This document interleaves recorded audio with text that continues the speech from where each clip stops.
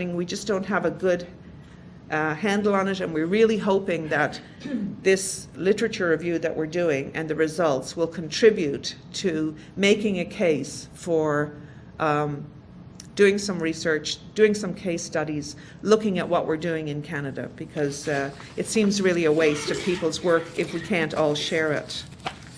Okay, now I just have to shuffle papers for a minute and then I'll be right back.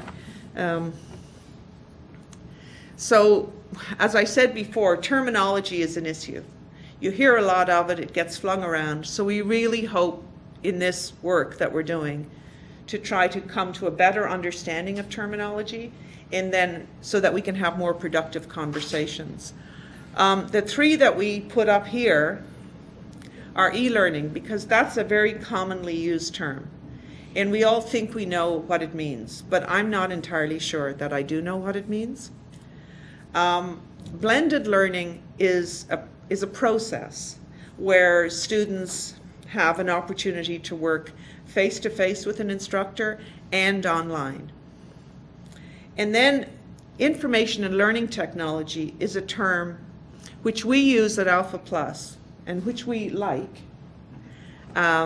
because it encompasses not just software for learning or e-learning, but the whole idea of using technology as a tool for teaching and learning. Do you think I captured that properly? I worry about terminology because Matthias is the terminology guy. He's supervising me through this whole thing of terminology. So we went out, mostly I went out, and read a couple of hundred articles. I've put maybe 30 or 40 of them on a slide at the end of this presentation, which, by the way, will be available on SlideShare.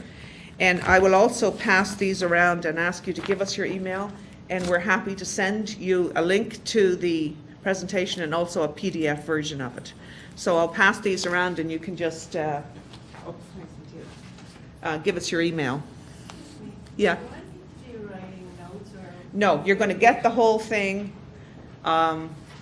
You're going to get the whole thing in PDF and a link. And you're also, if you give me your email, as this review develops, I'll send it to you. It'll just, and you'll get the benefit of, my ramblings over the next 6 months or so. What we're learning when we look at this body of literature, or when I read these couple of hundred articles, is how e-learning or ILTs, information literacy learning technologies, can make a difference.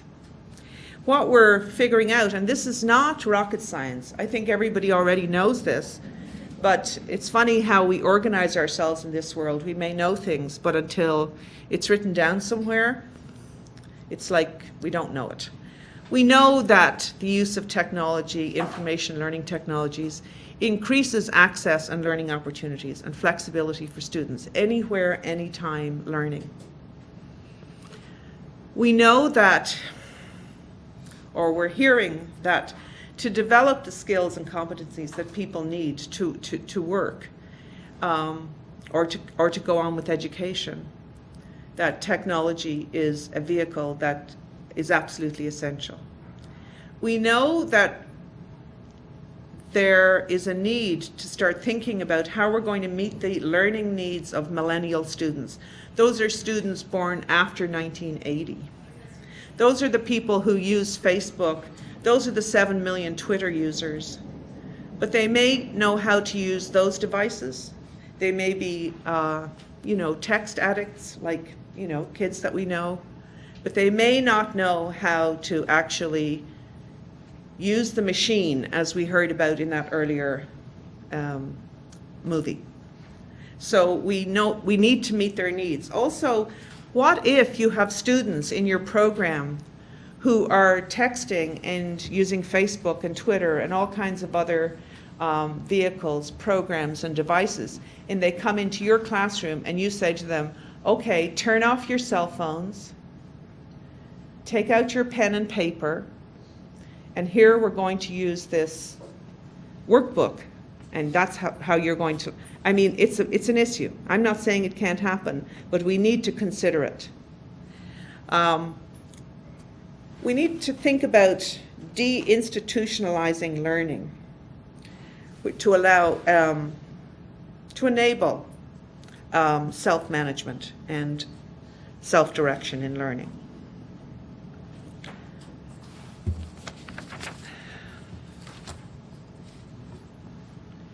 Now we know, as I say, that ILTs offer possibility for much wider access. This study in the United States, The Power of Technology, projects that 70% of jobs, and this is Bureau of Labor Statistics, 70% of jobs will need some kind of post-secondary education by 2016. They have a huge problem.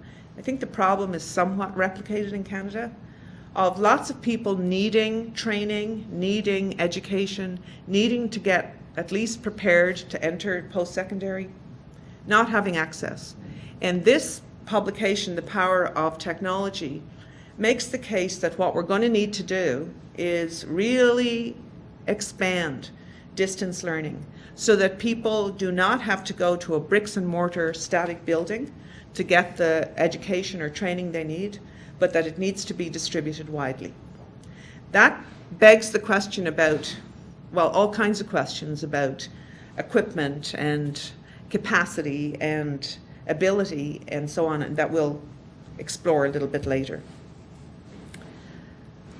There are studies, one I'm thinking about in particular in the United States, in Portland, that they did a longitudinal study of adult literacy students, how they succeed, why they succeed, where they end up. And one of the things that's coming out of this study is that students who engage in online learning seem to make fairly significant learning gains.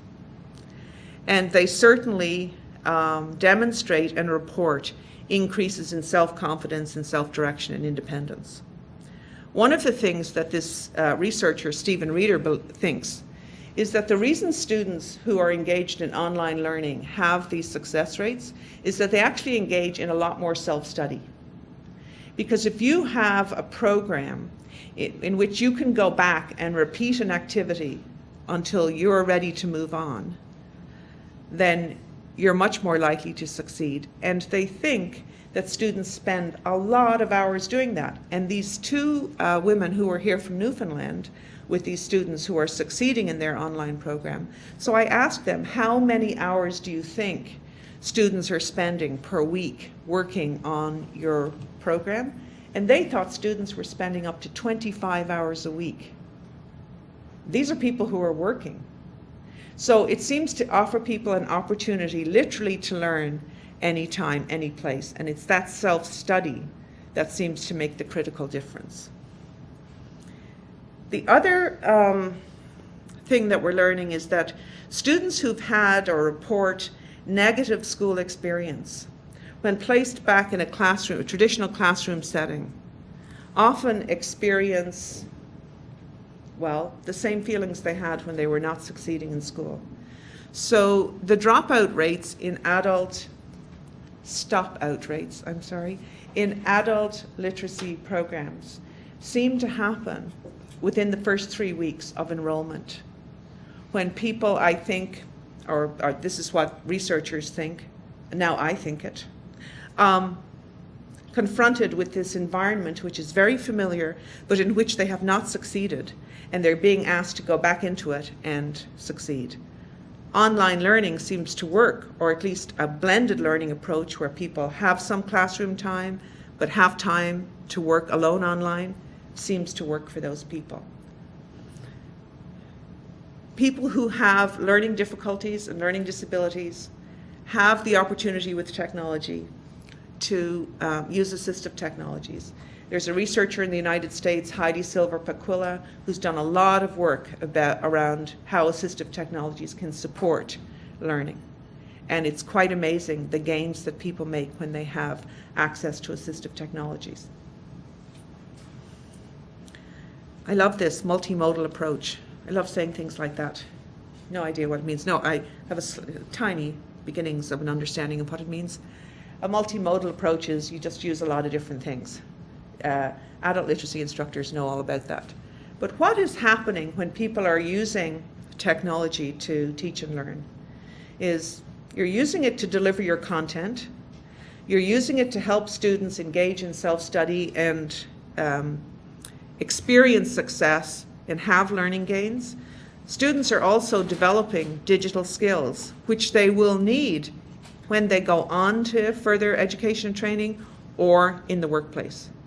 And this seems to be a very, very important piece of why, what researchers are finding about why online learning has so many opportunities for students. People can gain a lot of skill.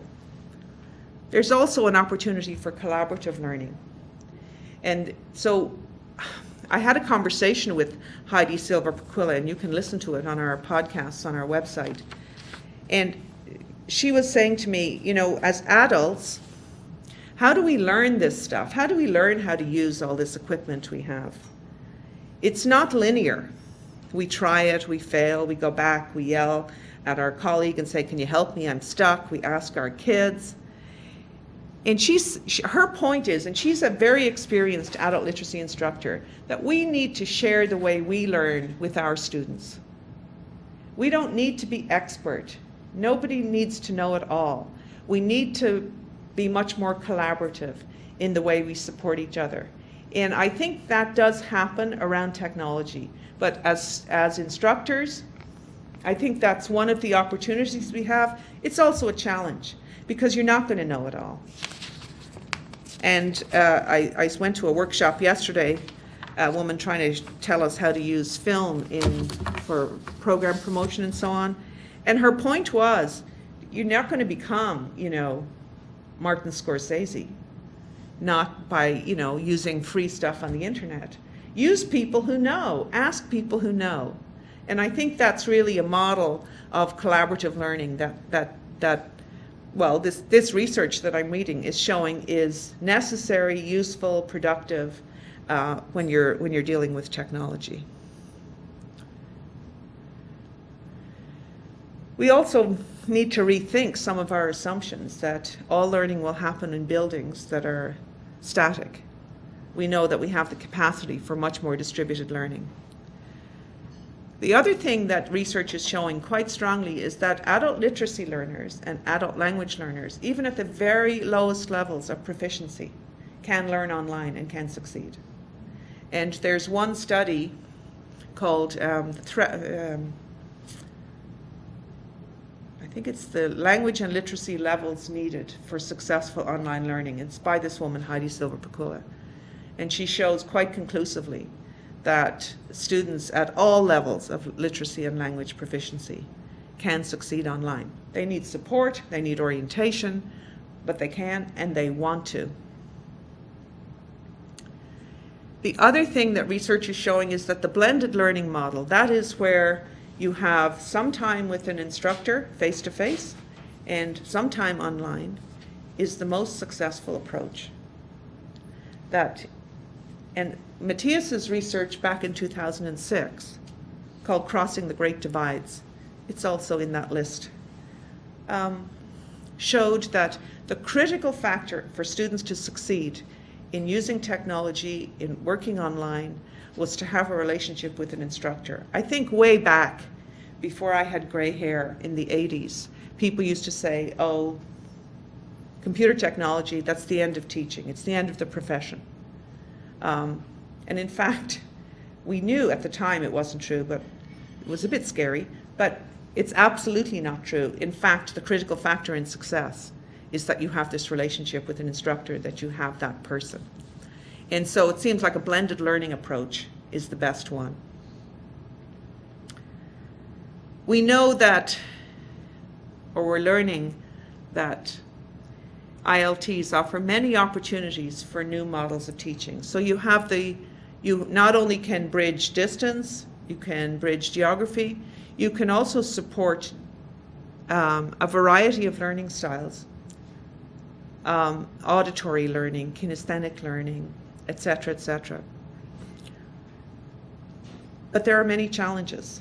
And the piece of work that I'm most interested in right now is looking at how can adult literacy and adult basic education practitioners or instructors be supported to integrate and use technology